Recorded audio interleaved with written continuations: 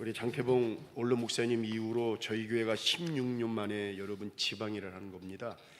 지방에는 우리가 하고 싶다고 해서 하는 것이 아니라 지방에서 할 수 있는 능력과 교회가 댐이 되었을 때 하나님께서 그 축복의 문을 여셔가지고 지방예를 여는 곳입니다.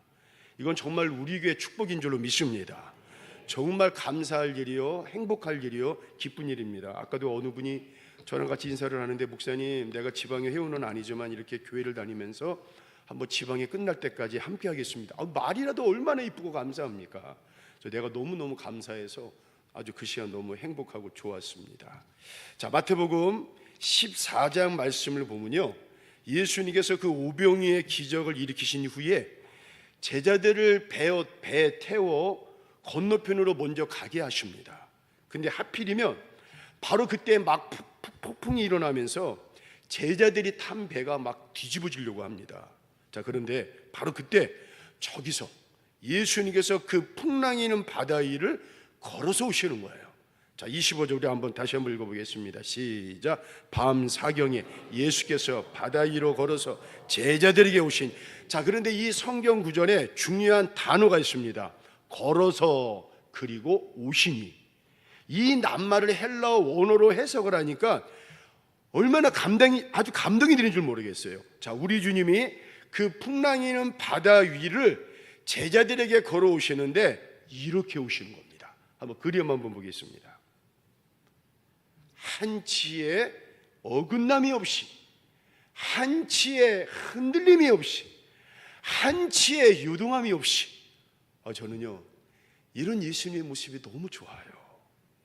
지금 예수님의 상황이 폭풍이 막 일고 그 다음에 바다 물결이를 지금 바다 물결이 난리를 치고, 그런데 여러분, 우리 주님은 오직 하나, 제자들을 살리시기 위해, 그 제자들을 만나기 위해 그 풍랑이는 바다 위를 걸어가시는데 한치의 어긋남이 없이, 한 점 요동함이나 흔들림이 없이 뚜벅뚜벅 사랑하는 제자들을 향해 걸어가고 계시는 거예요.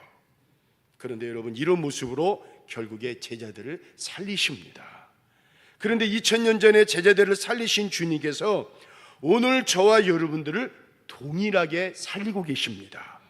그때도 같은 주님, 지금도 같은 주님이십니다. 그때도 한치의 흔들림이 없이 오셨고, 지금도 한치의 흔들림이 없이, 요동함이 없이 저와 여러분들을 향해 걸어오고 계심을 믿으실 바라겠습니다. 오늘 여러분들의 인생에 아무리 요동쳐도 여러분들을 향한 우리 주님의 발걸음은 절대로 흔들리지 않습니다. 그러므로 오늘 우리가 해야 할 일은 하나입니다. 인생의 어두운 배 안에 혹시 놓여 있다면 절대로 절망하지 마시고 눈을 들어 예수님을 바라보시는 겁니다. 그러면요, 바로 그 순간 우리 주님이 우리에게 오고 계십니다. 어떻게 오고 계십니까? 한치의 유동함이 없이, 흔들림이 없이 뚜벅뚜벅 저와 여러분들에게 오고 계시는 것입니다. 폭풍보다 크신 주님이, 파도보다 높으신 주님이, 환경보다 앞서 오시는 주님을 우리는 바로 그때 바라봐야 됩니다. 그러면요, 우리 주님이 우리에게 이렇게 말씀하십니다. 안심하라, 나니 두려워하지 말라. 우리 모두는요, 이 말씀에 정말 큰 도전을 받습니다. 우리가 가정을 살리고 남편을 살리는 신앙, 자녀들의 신앙을 살리는 신앙이 되기 위해서는 이렇게 여러분 믿음의 길을 걸어가야 돼요. 예수님처럼 여러분, 우리도 그 믿음의 길을 걸어가지만 여러분 주변에서 얼마나 여러분 때로는 조롱도 해요, 때로는 욕하기도 해요. 아니 네가 뭔데, 네가 자꾸만 나한테 뭐라 그래, 그냥 냅둬, 내가 알아서 걸어갈게. 아니면 여러분, 나는 믿음대로 뭔가 애를 쓰고 있는데 자꾸만 방해를 하고 발목을 잡을 때가 얼마나 많습니까? 우리 예수님도 마찬가지예요. 우리 예수님 공생 기간 동안 예수님을 옆에서 비난하고 욕하고 신란하고 조롱하고 예수님의 발목을 잡은 세력들이 얼마나 많았습니까? 그런데 우리 예수님 한치의 어긋남 없이, 한치의 요동함 없이, 한치의 흔들림 없이 걸어가신 것처럼 우리가 여러분 그렇게 믿음의 길을 걸어가는 그분을 통해 결국에 가정을 살릴 수가 있습니다. 결국에 그분의 신앙을 통해 남편의 신앙을 살릴 수가 있는 줄로 믿습니다.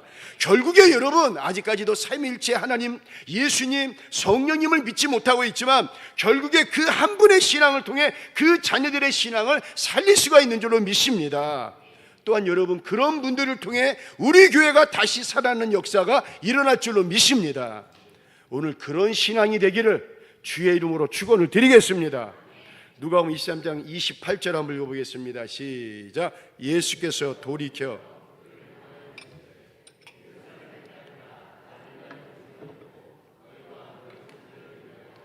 자, 어떤 말씀입니까? 예수님께서 마지막 골고다 언덕을 향해 올라가고 계십니다. 아주 모진 핍박과 고문을 받으셔가지고 너무 지치시고 완전히 기진맥진한 상황입니다. 쉽게 말해 자신의 몸을 지금 가누기도 어려운 상태입니다. 그래서 오죽했으면은 옆에서 구경하던 구레네 사람 시몬을 시켜가지고 예수님의 십자가를 지게 하십니까? 그런데 처음부터 끝까지 예수님을 너무나 사랑해요.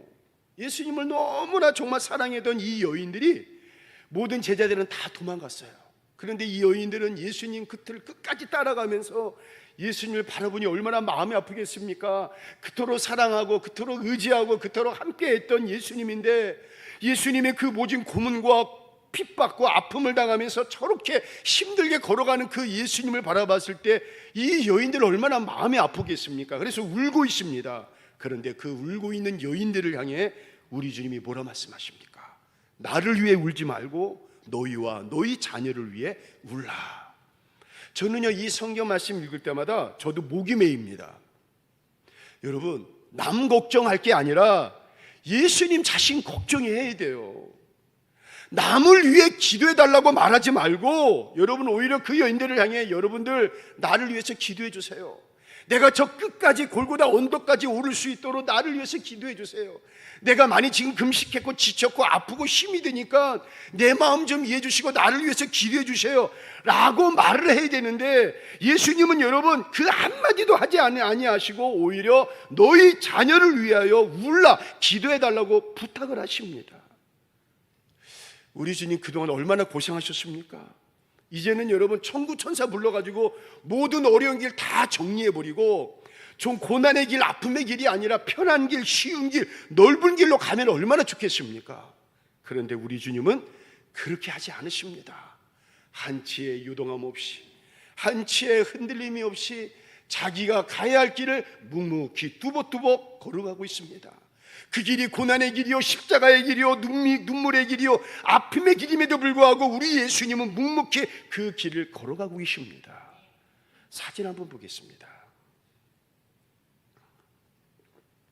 우리가 알고 있는 이 영화상의 예수님 모습은 어떻습니까? 대부분 저도 어릴 적부터 이런 영화 봤습니다. 구레네 사람 시몬이 십자가를 지고 가고 있고 예수님은 너무나 힘들어가지고 허리를 숙이고 넘어졌다 쓰러졌다 이런 모습일 거라고 생각을 해요. 그런데 어느 신학자가 그렇게 여러분 해석을 했습니다. 바로 저런 모습으로. 비록 아픕니다. 온몸에 채찍, 그 다음에 금식했습니다. 너무 지쳐요. 그런데 예수님 성격상 한치의 흔들림이 없이, 한치의 요동함이 없이, 한치의 좌우의 치우침이 없이 그 고난의 길, 십자가의 길을 묵묵히 저렇게 걸어가셨다는 거예요. 저는 이 모습에, 제가 그 신학자의 해석에 내가 너무나 은혜를 받았어요. 여러분, 우리는 힘들면 그렇잖아요. 나 아파, 나 좀 냅둬. 나 시험 들었어, 나 좀 냅둬. 내가 알아서 할게. 귀찮아, 다 귀찮아. 그래, 알아, 네가 알아서 해. 여러분, 우리 그렇게 말하면서 이리 흔들 저리 흔들, 불평하고 원망하고 쓰레졌다 뒤돌아섰다 엎었다 뒤집었다, 여러분 그렇게 할 때가 얼마나 많았습니까? 그런데 우리 예수님은 그렇지 않으신 거예요. 모든 사람들이 욕하고 신란하고 비방한다 할지라도 본인이 져야 십자가를, 여러분 골고다 언덕길을 향해 저렇게 한치의 흔들림이 없이 묵묵히 요동함 없이 그 길을 걸어가고 계십니다. 제가 오래전에 서울에서 부목을 할 때 아마 들으신 분이 있으실 거예요. 교회 나오시지 얼마 안 된 젊은 집사님이 한 분이 계셨습니다. 근데 어느 날 새벽 기도였습니다. 근데 이분이 그 남자 구두를 신고 오시는 거예요. 여자 발이 크지 않잖아요. 그리고 예배 자리에 그냥 뒤에 앉으면 되는데 요 맨 앞에 앉는 거예요. 그리고 옆에로 오시면 되는데 꼭 가운데 길로 오십니다. 근데 그분이 구두를 신고 나오시는데 구두 소리가 털커덕 소리가 나는 거예요. 그 보니까 여러분, 남자 그 검은 구두를 신었습니다. 이만한 구두를. 주변 분들이 이상하다. 그 젊은 그 집사님이 등록해가지고 교회에서 좋다고 생각을 했는데 이거 잘못됐나? 자, 다음 날도 오십니다. 새벽에도 또 오십니다. 그 다음 날 새벽에도. 차라리 이분이 진작 말을 했으면 좋겠는데 말을 안 해요. 어느 누구한테도. 그래서 교회 안에서 수군수군합니다. 이상한 거 아니야? 잘못된 사람 아니야? 그런데 여러분, 그 집사님은 한치의 흔들림이 없이, 한치의 망설임 없이, 누가 그러건 말건 한치의 요동함 없이 여전히 흔들림이 없이 새벽마다 그 큰 구두를 덜고더 끌고 오는 것입니다. 그런데 나중에 알았는데 그 내용이 참 감동이 되고 너무나 은혜가 됩니다. 여러분, 그 신발의 주인은 누구였습니까? 바로 남편의 신발, 남편의 구두였습니다. 주변에서 누가 뭐라고 말건, 주변에서 누가 이야기하건 말건 이 집사님의 소원은 이거 하나였습니다. 하나님, 이 신발의 주인이 아직도 세상을 헤매고 있습니다. 하나님을 모르니 세상에서 이리 비틀 저리 비틀 하면서 헤매고 있습니다. 하나님, 이 신발의 주인이 하루속히 성전의 자리, 이 예배 자리에 나와야 되는데 아직도 헤매고 있습니다. 그래서 하나님, 이 신발의 주인은 아직 나오지 못하지만 이 신발만큼은 먼저 나왔습니다. 주님, 저의 사랑하는 남편의 신발입니다. 남편은 아직 나오지 못했지만 이 신발의 주인이 나올 줄로 믿고 이 빠른 시일 내에 이 신발의 주인이, 남편이 이 성전 자리, 예배 자리에 나오게 하여 주시옵소서. 나올 줄로 믿습니다. 우리 아멘 좀 한번 해주세요. 크게 한번. 나올 줄로 믿습니다. 여러분, 얼마나 감동입니까? 한 여인의 지혜로운 아내의 여인, 사랑하는 남편의 영혼 구원을 향한 그 뜨거운 열정, 여러분 정말 눈물 나는 이야기 아닙니까? 어떻게 되시겠습니까? 남편 영혼 구원이라면 누가 뭐래도 한치의 유동함이 없겠다는 거예요. 남편이 성전으로 나올 때까지, 남편이 예배 자리에 나올 때까지 누가 뭐래도 나는 한치의 흔들림이 없이 믿음으로 나가겠다는 거예요. 어떻게 되었겠습니까? 그 신발, 남편의 주인이 얼마 안 있다가 그 신발을 신고 교회에 나와서 예배를 드리고, 시간이 흘러가지고 집사님이 되고 권사님이 되어가지고 주님을 위해 멋지게 쓰임받는 일꾼이 된 줄로 믿습니다. 바로 하남치감, 제가 부목을 할 때 하남치감 성안교회 지금 장합봉 목사님의 그 교인의 그 이야기입니다. 여러분, 믿음의 길이라면 한치의 요동함이 없이, 한치의 흔들림 없이 우리는 가야 되는 거예요. 여러분, 때로 우리가 그 믿음의 길을 걸어갈 때 박수 쳐주고 응원해주는 사람이 있으면 얼마나 좋겠습니까? 근데 우리가 살아보지만 그렇지 않아요. 용기 주고 격려해주는 사람보다도 오히려 뒤에서 나를 비난하고 욕하고 흉보고 나의 발목을 잡는 그런 사람들이 오히려 더 많을 때가 얼마나 많습니까? 그런데 다윗이 그렇습니다. 다윗에게 평생 풀어야 할 숙제, 아니 넘어야 할 산 하나가 있습니다. 바로 평생의 대적인 사울왕입니다. 오늘 우리도 마찬가지입니다. 우리도 인생 살아보지만 우리가 풀어야 할 숙제, 넘어야 할 산들이 얼마나 많습니까? 어떤 분은 물질이에요. 이 돈만 좀 뛰어넘으면. 어떤 분은 건강이에요. 어떤 분은 사람이에요. 어떤 분은 남편이 될 수가 있고, 어떤 분은 내 사랑하는 자식이 될 수가 있습니다. 정말 살아가면서 풀어야 할 숙제, 넘어야 할 산들이 얼마나 많은지 몰라요. 그런데 다윗도 마찬가지입니다. 특별히 다윗에게 평생 풀어야 할 숙제와 산이 있는데 바로 사람이었습니다. 그것도 가장 가까운 가족들입니다. 가정의 막내임에도 불구하고 부모로부터, 형제들로부터 인정을 받지 못합니다. 그래서 맨날 형제들은 따뜻한 방 안에 있는데 이 다윗은 광야에서 잠을 자야 되고 양을 지켜야 했습니다. 조금이라도 실수를 하면 성경 보세요. 큰 형이 다윗을 얼마나 다그치고 얼마나 욕을 합니까? 한창 사랑을 받아야 할 다윗이지만 부모의 사랑과 형제의 사랑으로 철저하게 외면을 받습니다. 여러분 보세요. 이쯤 되면요, 잘 자랄 수가 없습니다. 삐뚤어져야 돼요. 열에 하나 분명히 삐뚤어질 수 있습니다. 막 자랄 수 있어요. 그런데 다윗은 그 결정적인 위기, 사람을 넘어야 하는 참 어려운 시기에 분노의 마음, 증오의 마음, 미움의 마음을 품는 것이 아니라 오히려 여러분 하나님을 바라보되 한치의 흔들림이 없이 요동함 없이 하나님을 바라봤을 때 여러분 옆에 있는 수금, 하프를 가져다가 그 하프를 키면서 하나님을 찬양하지 않습니다. 하나님 앞에 영광 돌립니다. 하나님 앞에 오히려 감사를 드립니다. 그리고 하나님께 더 매달리며 하나님께 더 기도를 합니다. 자, 이쯤 되면 좀 나아져야 되잖아요. 신기합니다. 사울왕을 만나서부터 인생이 더 꼬이기 시작해가지고 이제는 사울왕의 대적이 돼가지고 아주 엄청난 핍박과 시달림을 받습니다. 다윗은 한 번도 그런데 여러분 미워하거나 증오하지 않습니다. 하나님을 향해 원망하거나 투정하지 않습니다. 밥을 먹다가 사울왕이 다윗을 향해 창을 던지면 여러분 피합니다. 왜 그래요?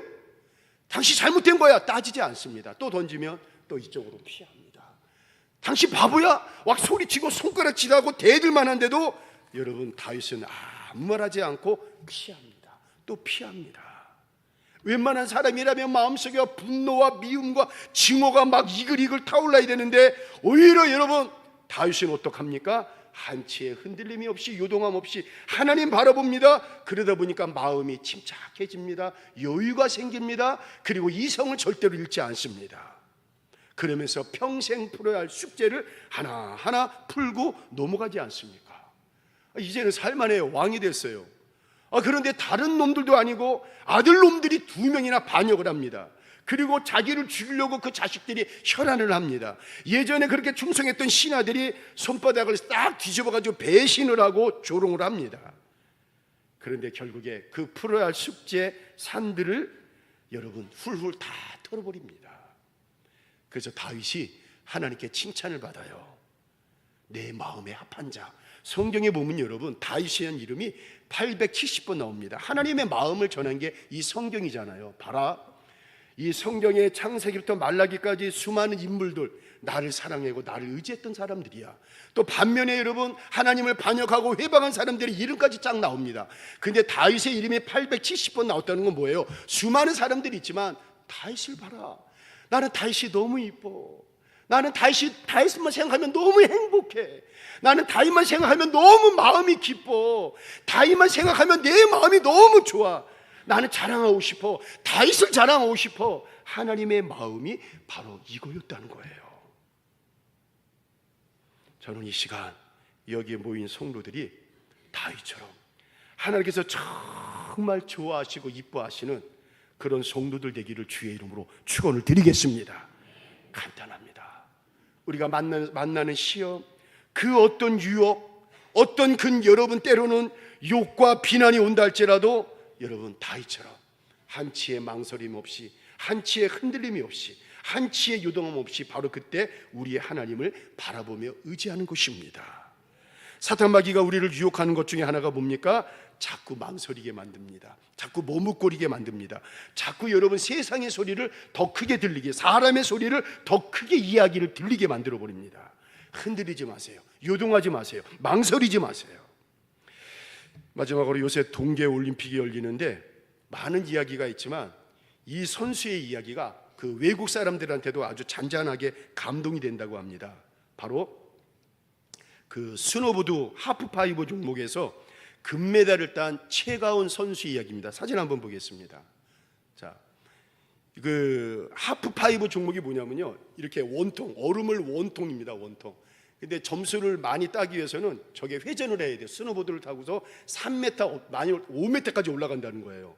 그런데 이 선수가 1차 시도 때 그 5m에서 떨어졌습니다. 떨어져가지고 어느 그 신문의 기사를 보니까 뼈 부러진 채 손바닥 뼈 3곳 골절, 그러나 금메달 최가운. 그러면서 여러분 거기 보세요. 지금 여기 골절이 돼가지고 이렇게 돼버렸잖아요. 그 다음 한번 사진 한번 보겠습니다. 실수로 떨어졌는데 모든 사람들이 중상이다, 아마 실려나갈 거다 라고 얘기했는데 기적처럼 그 자리에서 벌떡 일어나는 거예요. 2차 시도 때도 잘할 줄 알았는데 실수를 해가지고 또다시 또 다른 부상을 당했습니다. 자, 마지막 3차, 이 종목은 3번을 해가지고 가장 높은 점수를 통해 가지고 순위를 매는 겁니다. 자, 3차 시도 때 도저히 나올 수가 없습니다. 아니 사람이라면 포기해야 돼요. 그런데 3차 시도 장면을 저는 봤는데 저는 가슴이 막 터질 듯 했습니다. 여러분 스노보드가 굉장히 위험한 종목입니다. 저는 강원도 있었을 때 바로 그 하이원 스키장이 있어가지고 거기서 사람이 이렇게 부딪혔는데 죽은 경우도 저는 봤습니다. 여러분 그렇게 위험한 경기입니다. 이 3차 시도에 나올 수가 없습니다. 운동을 조금이라도 해본 사람은 저 상태를 알 수가 있어요. 다들 주저주저하고 뭔가 휘청휘청하고 당연히 그럴 줄 알았는데 저는 그 당시 최가원 선수를 이렇게 표현하고 싶어요. 이미 보면 만신창이입니다. 육체의 한계가 왔습니다. 3차 시도를 하는 최가원 선수의 모습을 저는 한치의 망설임 없이, 한치의 어긋남이 없이, 한치의 유동함 없이 그 스노보드를 들고 뚜벅뚜벅 나가서 그 출발점에 딱 섰습니다. 그리고 마침내 그렇게 달려서 최고의 점수로 금메달을 땄습니다.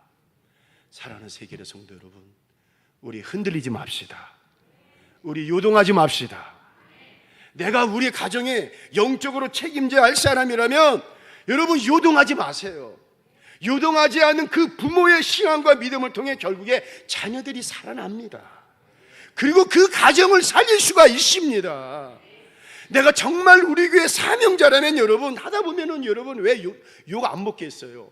박수 쳐주지 않습니다. 저도 주일 하다 보면 느끼는 건데 그렇지 않습니다. 누가 여러분 화루하고 우리 예수님 보세요. 오히려 잘하면 잘할수록 욕하고 비난하고 얼마나 많은 그런 모멸감을 당했습니까? 여러분 교회 사명자라면 여러분 내가 귀한 이 재단의 일꾼이라면 우리가 이랬으면 좋겠어요. 우리 흔들리지 마시고 우리 요동하지 마시고 무엇보다도 여러분 때로 우리가 인생 살면서 어려운 문제를 만난다 할지라도 이게 흔들리지 말았으면 좋겠어요.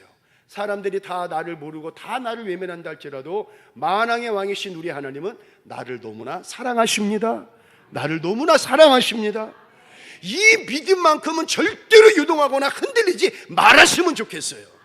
그런데 여러분 그 하나님과 한치의 망설임 없이 그 믿음의 길을 우리가 당당하게 여러분 걸어가다 보면요 결국에 가정이 살아나고 남편의 신앙이 살아나고 자녀들이 살아나고 가정이 살아나고 아멘이십니까?